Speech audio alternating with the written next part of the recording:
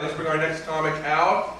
Let me welcome a lady who recently escaped from Connecticut. Please give it up for Julia Harrison.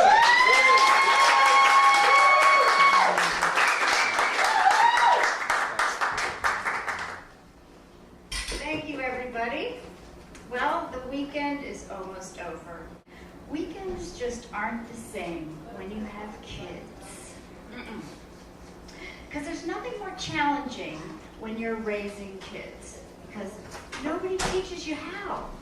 It starts when you're pregnant, because they tell you to breathe, they tell you to push, and the next thing you know, you're living with this alien creature that turns out to be a ravenous insomniac. It's got this super Hoover suction. The super Hoover that makes your boobs cower with fear in that Himalayan-sized nursing bra. And just when you're ready to ship the alien back to its home planet, a miracle occurs. And it starts to smile at you and coo. And it starts to walk. And then you're really fucked. You're fucked! Because you will not sit down again until it goes to school. Or jail. And jail starts to seem like a real possibility. Because you realize that what you have on your hands is a criminal. Perjury and grand larceny happen on a daily basis. And believe me, you could have him booked. Booked.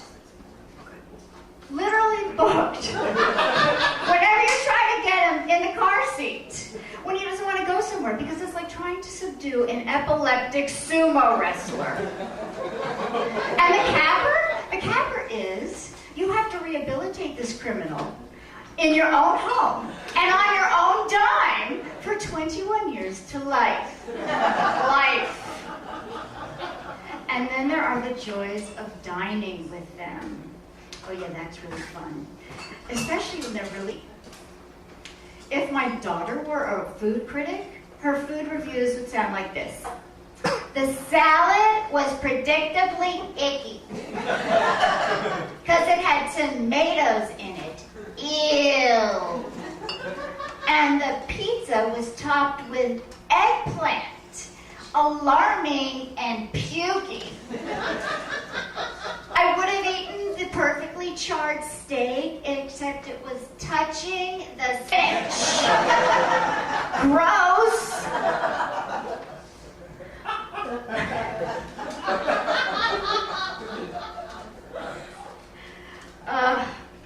And you know, it doesn't stop with the food. No. The drama continues. So we're out to this really lovely dinner at a beautiful restaurant, and peace finally descends on the table. When out of the blue, my daughter asks, "What's an orgasm?" And I go, ooh, ooh, hun?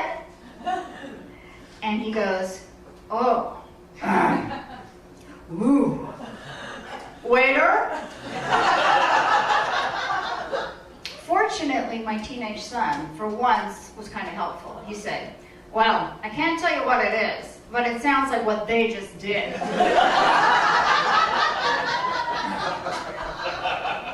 Teenagers.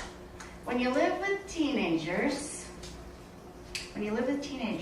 your front door takes on unparalleled powers. Unparalleled powers. When you walk from the outside world through that portal into their realm, your IQ apparently plunges 75 points. Am I right? Yeah, I go from being a college graduate with some career accomplishments to being a drooling idiot. Or as puts it, to being relentlessly retarded.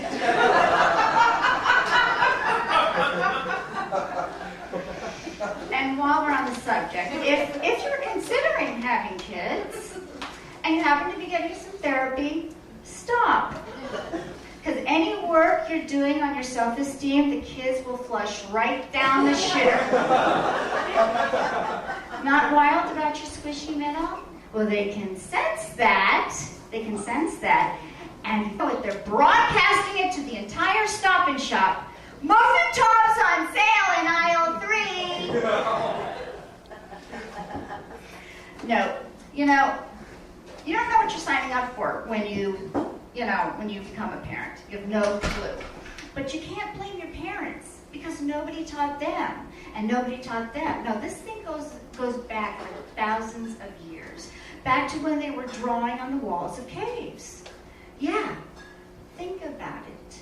Little caveman brats were drawing all over the walls.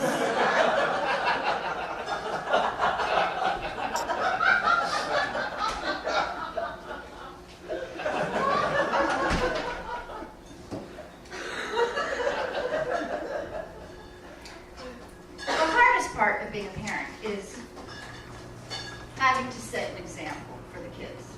That's the hardest part. And you know what? There's no advantage. I haven't found one. You have to lie. You have to lie. Does this ring a bell? Daniel? Don't ever smoke weed. It's a gateway drug.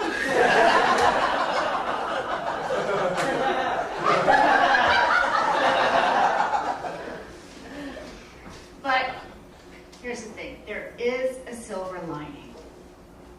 Sure, your coworker's doing any of it.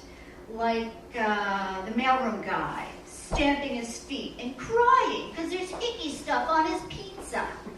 Or your receptionist refusing to change the printer toner and then throwing herself on the ground screaming, "You're not the boss of me!" Or your manager following you into the bathroom stall, whining for ice cream.